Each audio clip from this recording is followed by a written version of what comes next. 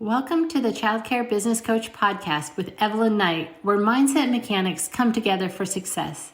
Evelyn Knight is the leader of the ECE revolution and is on a mission to touch 1 million children's lives through the elevation of the ECE community. Hello and welcome to the Childcare Business Coach podcast. My name is Evelyn Knight, and today I am so excited about my guest. My guest is Tony Child. He is the founder, and you're still the CEO of Elevated Worldwide, right now? Yes. I know as our entrepreneurial journeys take us, you and I are very much alike in that world. You just don't know where we're going to end up at any given time. So I'm super excited for you to be here with me. This is your second time on my podcast, but the first time I wasn't your client. I was just getting to know you. Now I am actually your client, and Tony is my coach. So it's super exciting for me to have my coach on here. And I give you so much credit, and everybody knows when I'm like, well, Tony told me to do this. I have to do it. It's one of those things, So I'm so excited for you to share your wisdom and to be on my podcast and my people. And I know we were talking before that before we started, I hit recorder, like, what are we going to talk about? I don't know. We'll just go with the flow, because that's the power is a lot of time in the flow. So why don't you introduce yourself as well and tell us what I missed? Yeah. So as mentioned, my name is Tony Child. I own several companies. I'm a serial entrepreneur. Probably that is my kind of heart, but I wasn't always this way. So I was in corporate America for 15 years, and I was as corporate can get, meaning I was a banker and in the banking sector for 15 years and thought that that was what I was going to do with the rest of my life, that I was going to be a banker for the rest of my life. I had this idea in my head, which was you go to school, you get a degree, you go get a job, you have that job become a career, and then you're a career banker or a career doctor or a career lawyer or whatever it is, and you get a nice paying job, and you go work your way up the corporate ladder to eventually get the best benefits to one day retire at 65 to golf for the rest of your life and then die. Like that's the mentality that I had. And then I was woken up one day while attending a positive psychology workshop at the bank, and learned a ton about positive psychology and the way that the brain works. And when we change from negative or neutral to positive, it's amazing what can happen in our lives. And so I've just been on this journey ever since, opening up businesses left and right, doing really cool stuff, fulfilling childhood dreams that were just that. They were dreams when I was a kid. I always wanted to be a professional athlete. That's what my dream was about. Now I coach professional athletes because, the days of being a professional athlete are probably long gone, but I can coach them now. So, I end up coaching professional athletes, coaching high entrepreneurs, high achievers like yourself. So, own several companies in the personal professional development space, in particular in the positive psychology realm. That's everything I want to do is centered around that. So, yeah, I don't know if that's what you wanted to know, but there you go. There's perfect. A little bit about Tony. No, it's awesome. And you've been such an inspiration for me to realize how much more I can bring to the world. And I know it would be surprising to so many people who know me that I really saw myself as small before I started working with you. And I put myself in this box. And a lot of what it was that I realize now is I was living up to what other people told me was acceptable, or was like almost like these unspoken societal laws, right? Mm-hmm. Where they tell us we have to stay within these realms. And well, you can't do that and now I realize that really people were just putting their own limiting beliefs onto me, and I was buying it. And since I've stopped accepting that as who I am, I'm kind of finding myself as a serial entrepreneur as well, and just having the courage to step out and do new things. Like I was just telling you before recording, I'm launching something completely new where I'm going to help people, empower them to learn to stand up for their worth and get paid for their voice, and to see the power in their own voices, and to be okay with monetizing that too. So let's actually talk about that. That's a big deal, where a lot of people have a lot of guilt around getting paid what they're worth. And they feel like it's not okay sometimes to just get paid. And I know that's something you and I've worked on a lot, right? Paying yourself. Yeah. So do you want me to dive into that? Is that where we're going? That's where we might be going. Yeah. Okay. So first of all, you can work on your subconscious or your conscious. So most trainings, most podcasts, most things that we do are conscious based, meaning you listen to something, they tell you what to do, you go try and implement it, and then it either works or it doesn't work. What I focus on is the subconscious. 3 to 7% of our life, 3 to 7, so average of 5% of our life is conscious awareness. We're consciously aware. I'm looking at a camera. I can see you right now. You're listening to me. We're consciously aware, but subconsciously, there's a ton of other stuff going on. Cars whizzing by, light structure coming in, bright lights, like, I can see out of the periphery of my eye, like our eyes alone are picking up 10 million bits of information every single second. Well, we have a filter because if we could actually see 10 million bits, we would go insane. So we have a filter called the reticular activating system that's saying not important to 9,999,960 bits, which means I'm only seeing 40. So I'm seeing the screen right now. I'm seeing the colors on the screen, but I'm not seeing all the periphery, but my subconscious is. So if you want to make major change in your life, like major change, you can work on the 5% consciousness or you can work on the 95% subconsciousness. So for me, when I work through people, it's like, dude, let's go make major change. Let's go create major shifts in somebody's life. And so everything I do is subconscious work. So there's 3 subconscious programs that are playing behind the scenes that are dictating the person's worth or money. Okay. So here's the 3. And I know I've shared these with you before, but your audience probably has never heard of these. Number 1, one of the top beliefs that people hold about money is that you have to work hard for it. So I have to work hard for money. And this, by the way, was not our belief. It was when we were younger and we'd ask for something, our parents would say, well, no, you got to work hard for that. I'm not just giving it to you. What are you talking about? Like, I'm not just going to give you money. You got to work hard for money. I'm not going to just give you that toy. You got to work hard for it. Like, what are you thinking?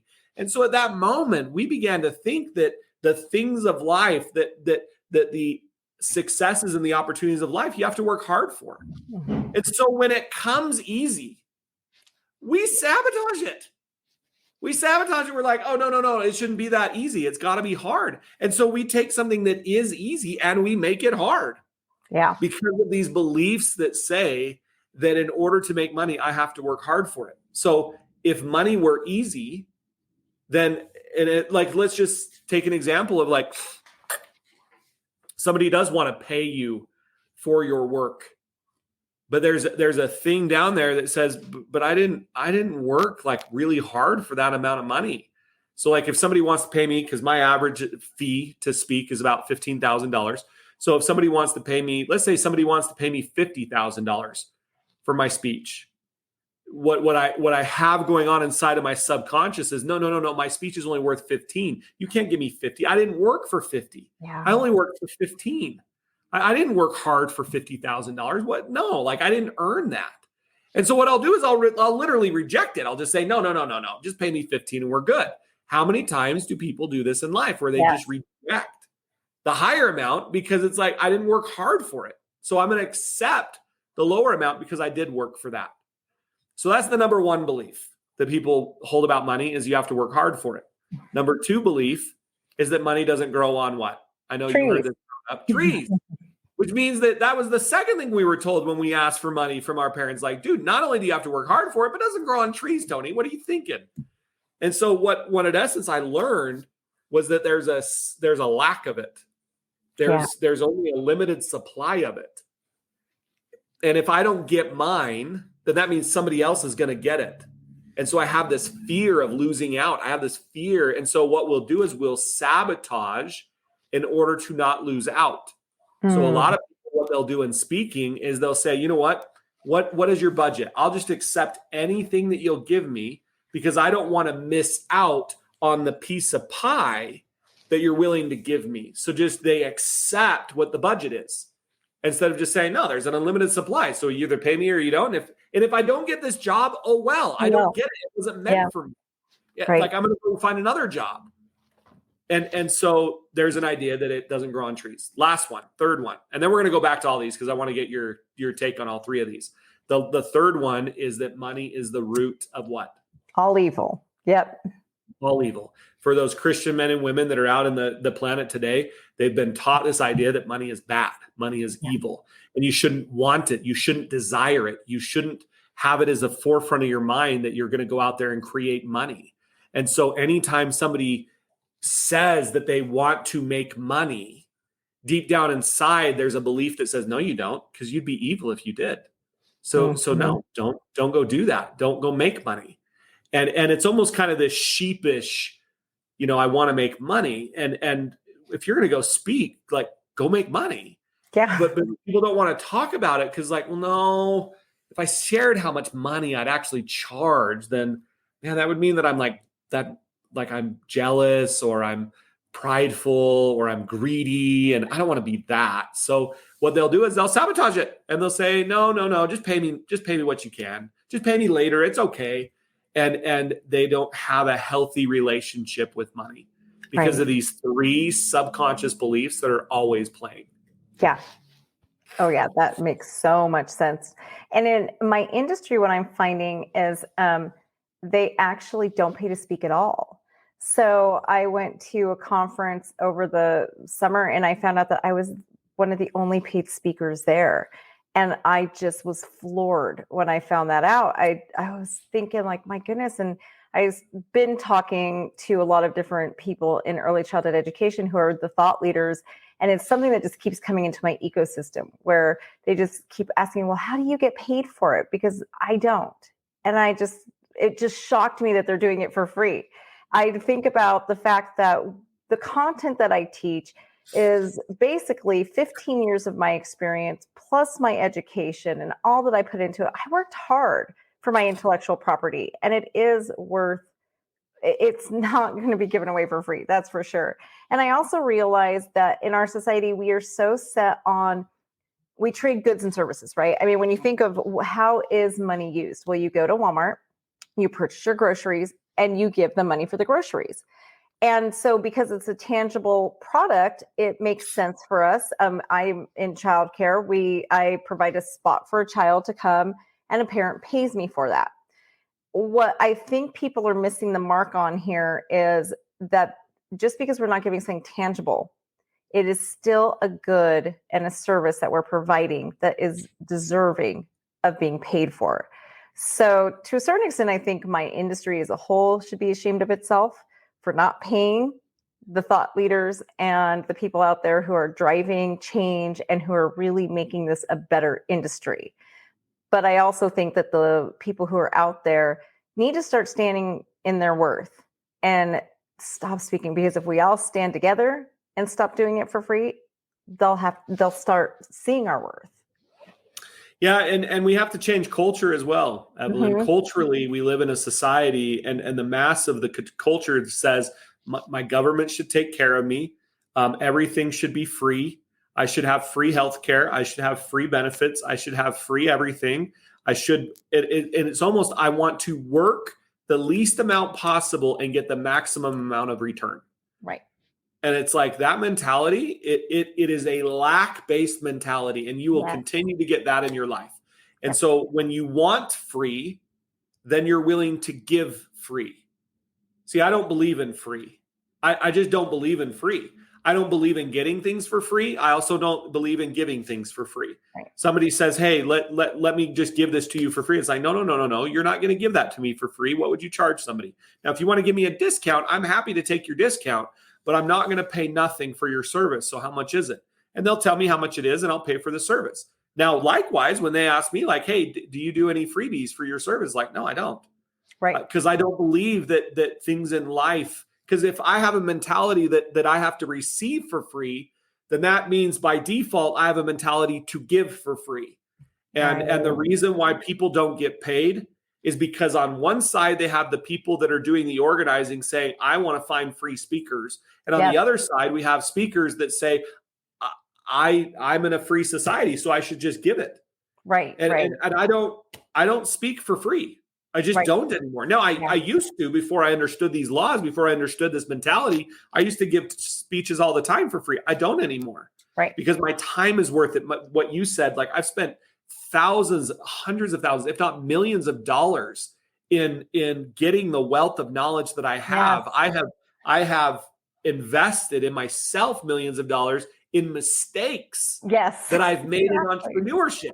Right. That if you're going to come and say, Tony, let me pay you, it's like you're paying me so that you don't make the mistake that I made. Yep. And that's worth something. It's not worth nothing. And so it's all about, and at the end of the day, worth is simply this: people will pay you in direct proportion to what you feel you are worth. Mm-hmm. And if you believe you're worth nothing, then people will pay you nothing. Oh, that's if you believe your product is not transformational, then people will not pay you anything. Right. And so I genuinely know and believe that any product I put in the marketplace is 5-star, high quality, and it works and is transformational. Therefore, I don't feel guilty charging the prices I charge, because it's like, I know I can give an X amount of return on investment for everything I put out in the marketplace. And I actually feel the same way. I'm literally, the entire program I've designed for childcare center owners and directors is basically helping them not make the mistakes I've made that have cost me probably close to $1 million altogether. If I sat down and really calculated it, it is probably right at $1 million of worth of just money lost, mistakes I've made. So my prices, when you consider that, are nothing compared to not making those mistakes yourself. And also just gaining your life back. I have so many of like my clients who come to me and tell me that they now actually get to live their life. And they've found freedom from being married to their childcare program. And that alone is worth so much. And if people don't value that, then they're going to stay in that same rut, that same misery that they're living in today. Because it's the same thing for childcare center owners. I mean, I know you worked with me on this with not paying myself. That was a big thing for me, just really struggling to pay myself and putting me last on payroll. It's something, as you speak about it, it's like, oh, yep, my scarcity mindset, once it's gone, I'm afraid it's not coming back. All those things that I've been working through over the last year to help. But it is and ironically, I'm in the industry, right? I end up in the industry that has such a scarcity mindset that my entire industry is thinking like that. Now, can you make money in a scarce environment? Can you make money with people that are in scarcity mindset? Mm-hmm. Yeah. Sam Walton, that man created an empire on people with a cheap, low dollar, with Walmart pricing. Like he's created a billion-dollar company, multi-billion dollars. I mean, billions and billions of dollars based on just this idea of I'm just going to hit the masses that are all in lack. Yeah. And so you can do it. It takes a whole new shift in mindset to be able to do that. So for me personally, I just know who my audience is. And I will let you know that my audience probably does not shop a whole lot at Walmart. They just don't. If they did, they probably would not be able to afford the prices that I charge. And if any of your listeners right now are like, I was thinking about contacting Tony, but if he's saying that I shop at Walmart, he probably won't coach me. I'm just saying, look at what you spend. Mm-hmm. Look at where your money is. Look at, do you go for rock bottom prices? Do you look for, when you're at a restaurant, here's a good way that you can see if you are a lack or an abundance thinker. Okay. It's really simple. Test. You ready for it? Mm-hmm. When you look at a menu, do you read it left to right or right to left? Oh.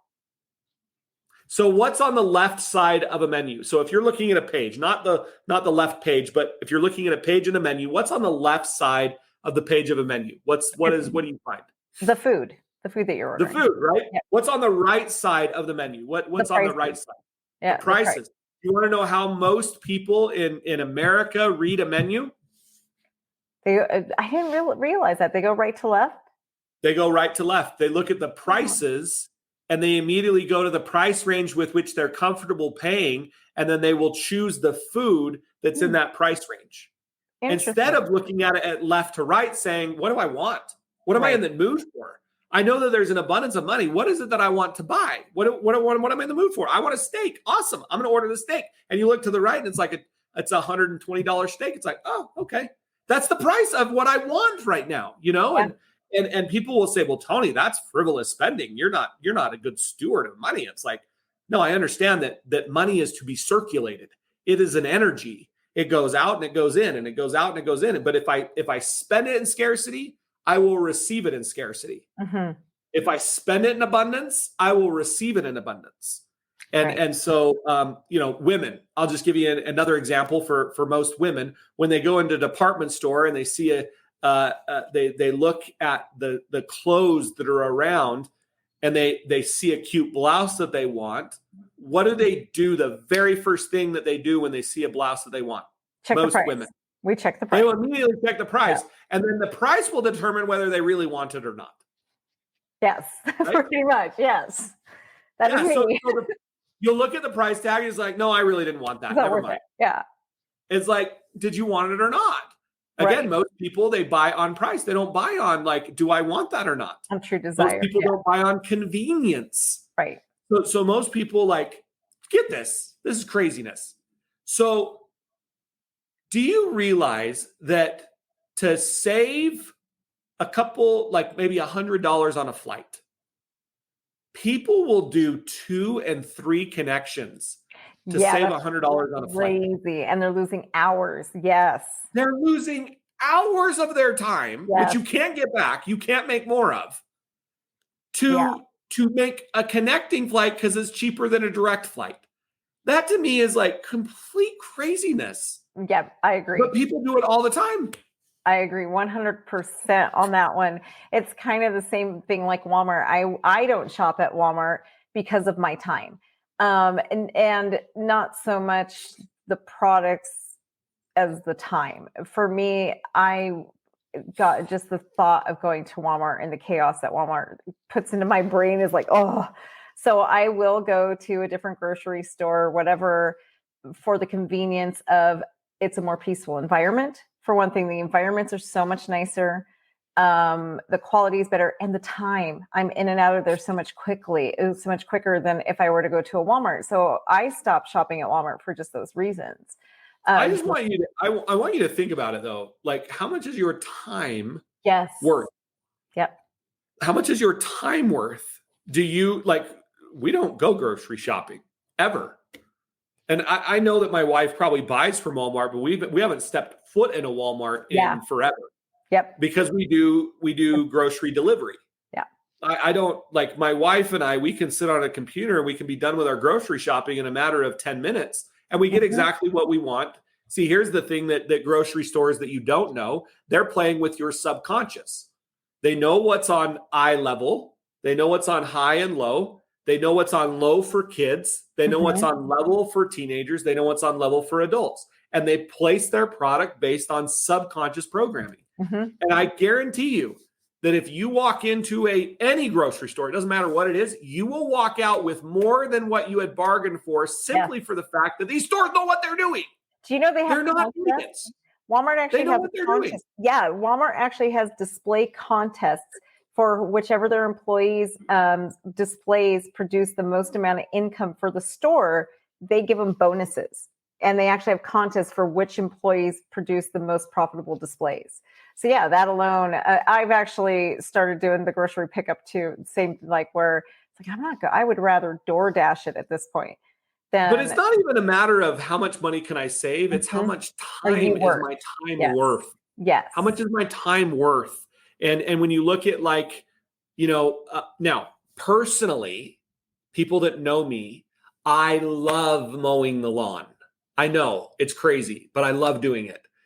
But I do know that there are people out there that hate mowing the lawn and they would rather die than mow the lawn. And it's like, well, then why are you doing it?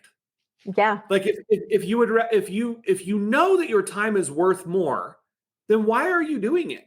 Like even cleaning the house, like people are like, well, why would you ever hire a house cleaner? Like, that's stupid. Why would you ever do that? It's like, because my time is My worth time more. is worth more. Yes, 100%. My time is worth more. And that hour that it would take me to clean the house, I can go make 10 times more than what I would spend to pay someone Yeah. to clean my house. I think another big thing that you've taught me through this concept is my energy as well, because there's just different chores that really just drain my energy, like doing the dishes. That is and now I realize how important my energy is. I really never realized that until I started working with you on how important just like protecting my energy and keeping it at a higher level is. And so if I'm outsourcing those tasks that are draining my energy, that make me feel drained, that's also producing more for me. And then I can produce more because it keeps that energy level up, which is so important for me to be able to produce for my companies and to provide for all the people I provide for. So I think that's another big important point, is not just the fact that you're worth so much more, but it's so important to protect your energy. Yeah, and just look at where my zone of genius is. Like, look at where it is. Is your zone of genius cleaning and organizing? Is your zone of genius mowing lawn? Is your zone of genius even running a company? Like, I've just found recently that my zone of genius is not running the day-to-day operations of a company. I'm horrible at it. Me too. Now, my genius is in creating. I can create things, and I can write, and I can speak, and I can do things. I can sell pretty easily. That's my genius. That's my happy place. But when you put me in front of a spreadsheet and say, calculate these numbers and go and do this budget and then declare it and then go and create a bunch of operations around it, it's like, I can do it. Yeah. But that's painful to me. It's painful to me. So yes, it took a leap of faith to hire somebody that is their genius. That's their wheelhouse. It's like, I can do that all day long. Right. It's like, well, Tony, why would you hire somebody if you totally can do it? Just because you can do something does not mean that you should do something. Mm-hmm. Like, this is really important for people to understand. Just because you can do it does not mean that it is in your best energy and benefit to do it. Even if you're really good at it. Yeah, absolutely. It's a principle I teach my business clients and even my own director, that even if you're really good at it, it doesn't mean that you're the one who should be doing it. My director actually was Saturday, I think she came to me and she was kind of laughing, saying that she was mopping the floor at the childcare center I own. She said like all she could hear was my voice in her head saying that she said that is I can't remember how she said it. It's something about that's below her pay grade, that I don't pay her to mop floors, and that it's but it's, even if she's the best floor mopper in the world, it isn't a revenue generating task, and I need her to be in her zone of genius that is not only producing revenue but maintaining the level of quality that makes it so that we can charge what we charge. So understand, and that's all a part of understanding your worth, right? It's all a part of when you know what you're worth. I went through something a few years ago where I decided, at first I decided I wanted to be worth $100 an hour. Mm-hmm. And I decided I had to purge everything from my life that I wouldn't pay someone $100 an hour to do. After that, I got to the point where I decided I was going to be worth $500 an hour. And I decided, okay, now I have to purge everything out of my life I would pay $500 an hour to do. And now at this phase of my life, I decided that I'm worth $2,000 an hour. And I purge everything out of my life that I wouldn't pay someone. So it really is that mindset of understanding who I am and what I'm worth, and then delegating the rest. So let's do the math on this. This is really cool math, by the way. I'm going to do the math on my calculator on my phone. Okay. Okay. So I got my calculator open. We're going to do some math here. So what's the average salary that the average American wants to make every year? Like they dream about making it every year. I think it's only like $150,000, isn't it? It's not that high. It's not like that's the one that most people will settle with. It's like, yeah, 150,000 would be great, but what do they dream about? It's like there's a number. They dream about $1 million. Yeah, it's $1 million. Like that's the number that's like, man, I want to make $1 million a year. Okay, so let's take $1 million. We're going to put it into our nifty calculator, and we're going to divide that by 50 weeks. Like how many? First of all, so $1 million. It's like I want to make $1 million, and how many weeks do people want to work every year making $1 million? Because this is another thing that we have to understand is like how much do you want to work for that $1 million? So let's say we're going to take a month off. So we're going to work 48 weeks for it instead of 52. Okay. So we're going to work 48 weeks for it. And we're going to work, and then we're going to work 40 hours in that week, which is the average work week, right? Right. So we're going to divide that by 40 hours. Do you know how much that is per hour? How much? To be a millionaire? If you're going to take a month off and you're going to work 40 hours a week, do you know how much you're worth? Do you know how much a millionaire is worth? Somebody that makes $1 million, how much they get paid an hour? No. Well, how much is $520.83 an hour. Oh, wow. That's not as much as I would have thought. Wow. Yeah. $520.83. So if you take that and multiply it by 40 and then multiply that by 48, you're at $1 million. Okay. Wow. So I have to figure out, for me, I decided that I want to work. You need to do more. Yes. So what if it's like, I only want to work 40 hours. I want to only work 40 weeks. I don't want to work 48. I want to take 3 months off. And that's pretty much, I want to make sure I can take 12 weeks off a year. That's my goal. Okay. So 12 weeks. So that's 40. Okay. So you're working 40 weeks divided by 40 weeks. Now, how many hours do you want to work a week? Like, do you want to work 40 hours a week? Or if you could work less, like if you could just say, here's what I want to work every week, what would it be? Probably 20. Okay. That way I can play with my goals. So $1 million divided by 40 weeks divided by 20 hours. Do you know what your hourly rate is? I'm going to guess 3,000. $1,250. So my goal is over. That's awesome. I'm doing good then for my $2,000 an hour. That's awesome. That's not nearly as much as I would have thought. That makes pretty cool. So my point in doing this is, like, when you do the numbers, now here's the question. Do you energetically believe you are worth $520.83 an hour? Oh, absolutely. I know I'm worth more than that. Yeah. So you know it. I know it. Therefore, we make more than $1 million a year. But you have to energetically feel that before you'll make it. Right. But if you're making decisions based on, like, I don't know, somebody wants to get paid $100 for that hour job, that seems like a lot to me. I don't know if I would pay them $100 an hour. That's a good point. Being willing to you believe that you're worth less than $100 an hour. If you're not willing to pay somebody more than $100 an hour, that means you feel you are worth less than $100 an hour. And honoring the people out there and what they're worth too. I think that's an awesome point. That how are you going to stand in your worth if you're not willing to honor others' worths and just to value them? And for the people, my listeners and the people watching my podcast here, I also really challenge you to ask yourself, if when Tony is saying these things, and I know so many of you are thinking, yeah, but you don't understand me. I get that you guys are worth it, but I'm just. Anything that comes after that word just, you got to get it out of your mind, because there is nothing different about who we are and the fact that we are saying these things other than the fact that we accept the fact that we are worth more. That's it. And every one of you is worth it too. You're just not accepting it. And if you look at the energy of money, so just look at this. Like, if most people want to make $1 million, like, think about a $10,000 decision.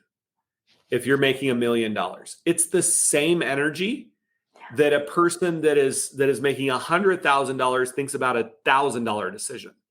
I don't think about it very long. When I made $100,000, it's like $1,000. Like, it wasn't a big energy sucker from my body to think about $1,000 decision. Now, when I was making $100,000 decision to make a $10,000 decision, that was a little bit more energy. That was a little bit more fear. Now, I had to get to the point that while making $100,000, I could make $10,000 decisions like they were $1,000 decisions. Yes. And the moment I was able to do that, my income started rapidly changing. Yeah. Oh, yeah. And I know that's something you and I've worked on a lot lately. For me, is to be able to get those. I think that's the biggest thing lately, is just to get to those next level decisions, because it's been something I've had to come to terms with. And it's something I see in my clients a lot, but on a different level. They're usually, a lot of my clients, I help people opening childcare centers, and they go from being used to paying household bills of anywhere from $5,000 to $10,000 a month, for their household, to now suddenly they own this childcare center and the bills may be $60,000 a month. And their income coming in might be 70, but they're freaking out because suddenly it's 60,000 and it feels so big. And then like for me, I'm used to it. So to me, it's just kind of like, it took me a minute to really get to that relatability. And then I started working with you when you were just kind of like, Evelyn, you just need to make these decisions. You've just, it is just, and I had to start getting used to writing those big checks and like just seeing it not just go out through the whole month, but like suddenly, okay, I'm paying for this $50,000 item right here. That's it. And it is definitely a quantum leap for sure in your thinking, but you have to use the muscle in order to build the muscle. And as it gets bigger and bigger, it gets easier and easier. And I just tell myself that as, it's just like lifting weights. The more you do it, the energy you put it in, how my thoughts come through, that's really what is going to make or break it in the long run. Yeah. Awesome. Yeah. So thank you so much, Tony. This has been wonderful. I am so glad to get you into my industry so they can hear all of your wisdom. We definitely need it in this industry right now, since we are trapped in this scarcity mindset, which has become one of my goals to overcome. We have to stop seeing early childhood as scarcity. There is enough money out there. There are enough children out there. We just need a new way to bring it into us. And it is out there. We just have to start seeing it differently. So thank you again so much. And I will put your contact information for your website and everything in our show notes. Do you have any final thoughts?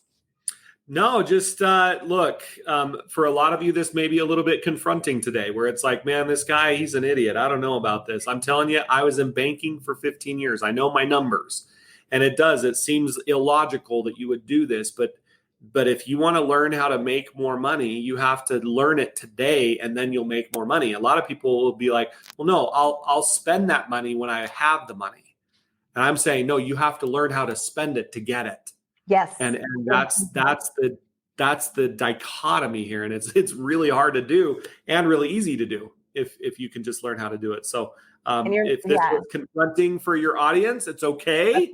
Just realize it was confronting for a reason. It's like, I probably need to change something. Right. So. And I would remind everybody too, money flows. It may come and it goes, but it always comes back. I think there's this mindset out there that once it's gone forever, but it always comes back. Always comes back. Well, thank you. Okay. Awesome. Thank you. Thanks. Thank you for joining Evelyn today. For more information, please visit childcarebusinessprofessionals.com.